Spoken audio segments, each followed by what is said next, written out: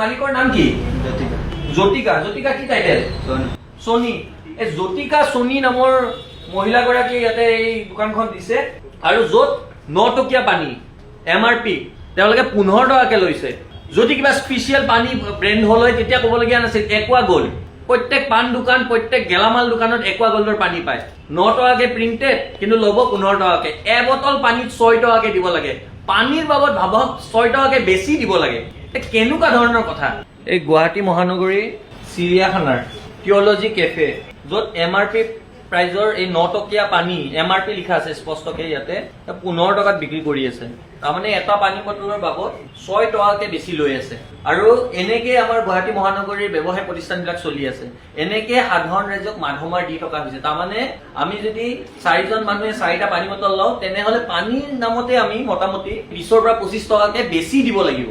আপুনি ভাবক আমাৰ পোনপটীয়াকৈ কেফে কৰ্তৃপক্ষলৈ প্ৰশ্ন, যদি আপোনালোকে কিবা সাৰ্ভিস টেক্স ল'ব বিচাৰিছে, যদি কিবা আপোনালোকে ইয়াতে বহাৰ কাৰণে চাৰ্জ ল'ব বিচাৰিছে তেনেহলে লওক, ইয়াতে লিখি দিয়ক। কিন্তু পানীৰ বটলৰ নামত আপুনি 8 টকীয়া 9 টকীয়া পানীবিলাক আপুনি 15-20 টকাত বিক্ৰী কৰিব, এইটো কি কথা?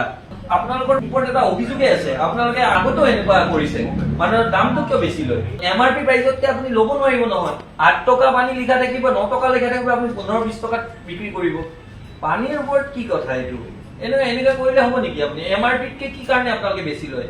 MRPতকে পানীৰ বটলৰ দাম আপুনি বেছি ল'ব নোৱাৰে নহয়। যদি বোলে MRP নাথাকিল হৈ ইয়াতে তেতিয়া কথাটো বেলেগ, তেতিয়া আমাৰ ক'বলগীয়া নাই। MRP আছে নহয়। আৰু একোৱা জেল এইটো চবৰে পাণ দোকানে পোৱা যায়। একোৱা জেলৰ পানী বটল, একোৱা গ'ল্ডৰ পানী বটল পাণ দোকানে পোৱা যায়। এইবোৰ বটল চবেই জানে এইটো প্ৰাইচ কিমান। ইয়াতে 9 টকা আৰু 1 টকা কমহে আহিছে। এইটো 10 টকা বুলি আমি হেৰি কৰো। 9 টকীয়া পানী আপুনি ইয়াতে 15 টকাকে ল'ব না, কৈ যাম নহয়। আপোনালোকে ব্যৱসায় কৰিছে, শুদ্ধভাৱে ব্যৱসায় কৰক। মালিকৰ নাম কি? জ্যোতিকা। জ্যোতিকা কি টাইটেল? সোনি। এই জ্যোতিকা সোনি নামৰ মহিলাগৰাকী ইয়াতে এই দোকানখন দিছে আৰু য'ত 9 টকীয়া পানী MRP প্ৰিণ্ট হৈ আছে, আপুনি স্পষ্টকে দেখা হ'ব। তেওঁলোকে 15 টকাকে লৈছে। এই 15 টকাকে লৈছে চাওকচোন। যদি কিবা স্পেচিয়েল পানী ব্ৰেণ্ড হ'ল হয় তেতিয়া ক'বলগীয়া নাছিল। একোৱা গ'ল্ড প্ৰত্যেক পাণ দোকান প্ৰত্যেক গেলামাল দোকানত একোৱা গ'ল্ডৰ পানী পায়। 9 টকাকে প্ৰিণ্টেড কিন্তু ল'ব 15 টকাকে। এবটল পানীত 6 টকাকে দিব লাগে। পানীৰ বাবদ ভাবক 6 টকাকে বেছি দিব লাগে। কেনেকুৱা ধৰণৰ কথা? ইয়াৰ আগতে আমি অভিযোগ পাইছিলো, পানীৰ বটলৰ নামত বহুকেইটা কমপ্লেইন আহিছে আমাৰ ওচৰলৈ। এই অভিযোগৰ ভিত্তিতে আমি আহিছিলো আৰু আহি এনেকে হাতে লুটে আমি দেখা পালো যে হয় সঁচাকে তেওঁলোকে এবটল পানীৰ বাবদ 6 পৰা 7 টকাকে বেছিকে লৈছে। এইবোৰ পানী বটল 4-5 টকাত কিনিব পোৱা যায়। 4-5 টকা। এই 4-5 টকাৰ পানীৰ বটলটো 15 টকা। তাৰমানে ভাবক আপুনি 11 টকাকে বেছি ল'ব। আৰু বহুত বেছি ডাঙৰ নহয় কেফে দোকানখন। সাৰ্ভিস টেক্স যদি লগাই ইয়াত লিখি দিয়ক চিটিং চাৰ্জ আপোনাক লাগিব বুলি। আপোনালোকে বুজি পাইছে না কথাটো? MRP বস্তু এইটো হেৰি হ'ব নোৱাৰে, গম পাইছে নে? MRP যেতিয়া লিখা থাকিব MRPহে ল'ব, MRPতকে বেছি ল'ব নোৱাৰে আপুনি।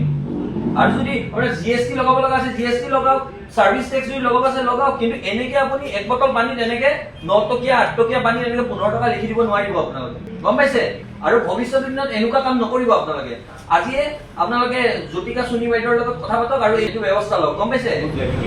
মই 5 টকা এটা কমকে দিম, পানীৰ বটলটো 10 টকা দিম, বাছ সেইটোৱে কথা। পেমেণ্ট হৈ গৈছে দেই। আৰু এইটো কিন্তু আপোনালোকে নেক্সট টাইম আৰু হেৰি নকৰিব দেই।